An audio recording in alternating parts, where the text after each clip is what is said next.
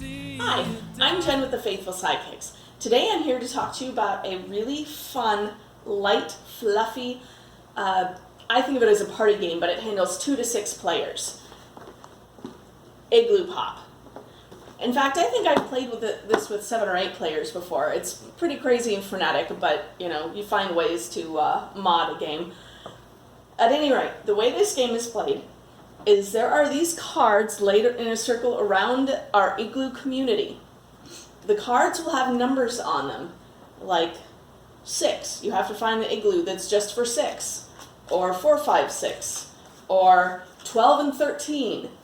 And what you're doing is you're trying to listen to the igloos to decide how many little beans are inside of it rattling around.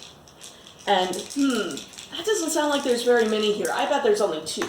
So since there's a card with the number 2 out, I would put that igloo on it and put my thaler. Everyone starts with several thalers. They're little wooden round pieces that are color-coded on that card. Now, so let's say someone else found one that they thought was maybe just 2. They might put theirs on here as well, put an igloo with their thaler in it on that same card. Once everyone has done all of the shaking and claiming of cards that they want to, then, actually I'm going to put that there, then a round is done and we start looking at them because, and here's the bit that is kind of okay.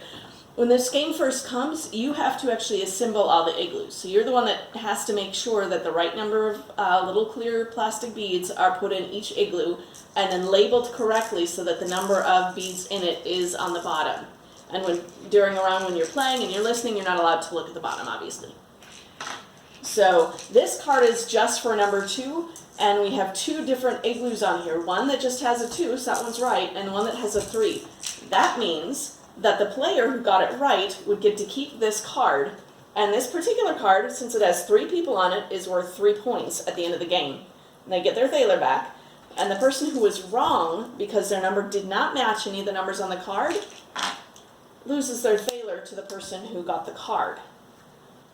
Sometimes cards have multiple numbers on it, and if all the igloos on there that were placed on there are correct, everyone gets their thaler back, but only one person can get the card, so it's the person with the highest number that matches the card that gets it. And that is pretty much it. You always, after each round, you deal out more cards so that there's the same number. It's 9, I believe, circled around your little igloo community, and between rounds you shuffle them around a bit so that people don't know what's what.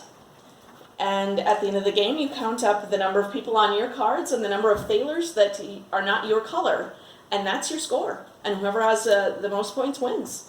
It's very, very fun to have a good sized group, like 5 or 6 people playing this at once while everyone is grabbing igloos, shaking them by their ear. No, I don't like that one. Shake the next one.